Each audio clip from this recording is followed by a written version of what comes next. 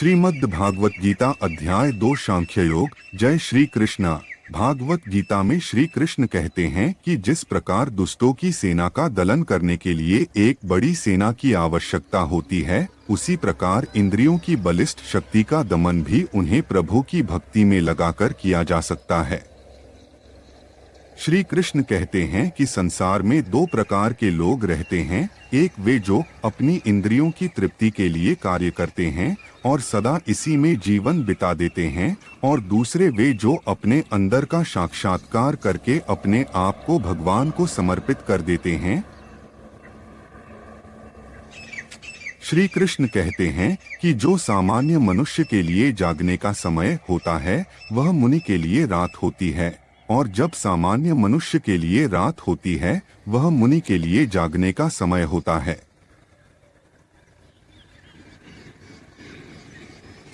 श्री कृष्ण कहते हैं कि जिस प्रकार वर्षा ऋतु आने पर हजारों नदियों का जल एक साथ सागर में जाकर गिरता है, फिर भी सागर कभी अपने तट की मर्यादा को नहीं लांघता, उसी प्रकार ज्ञानी भी शरीर से उठने वाली इंद्रियों की आसक्ति के प्रभाव में आकर कोई कार्य नहीं करता। श्री कृष्ण कहते हैं, जिस व्यक्ति ने इंद्रिय तृप्ति की सभी इच्छाओं का परित्याग कर दिया है, जो इच्छाओं से रहित है, और जिसने सारी ममता त्याग कर दी और अहंकार से रहित है, वही वास्तविक शांति प्राप्त कर सकता है।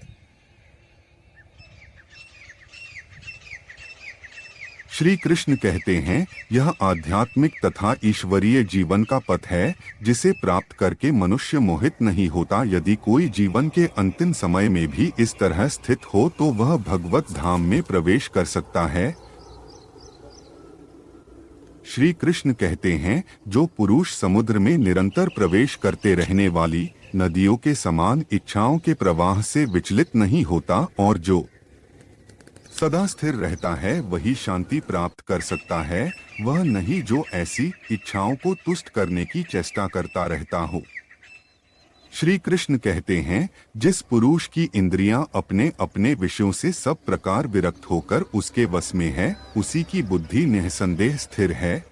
श्री कृष्ण कहते हैं, जिस प्रकार पानी में तैरती नाव को प्रचंड वायु दूर बहा ले जाती है, उसी प्रकार विचरणशील इंद्रियों में से कोई एक जिस पर मन निरंतर लगा रहता है, मनुष्य की बुद्धि को हर लेती है। श्री कृष्ण कहते हैं, जो कृष्ण भावना अमृत में परमेश्वर से संबंधित नहीं है, उनकी न तो बुद्धि दिव्य होती है और न ही मन स्थिर होता है। जिसके बिना शांति की कोई संभावना नहीं है, और शांति के बिना सुख हो भी कैसे सकता है।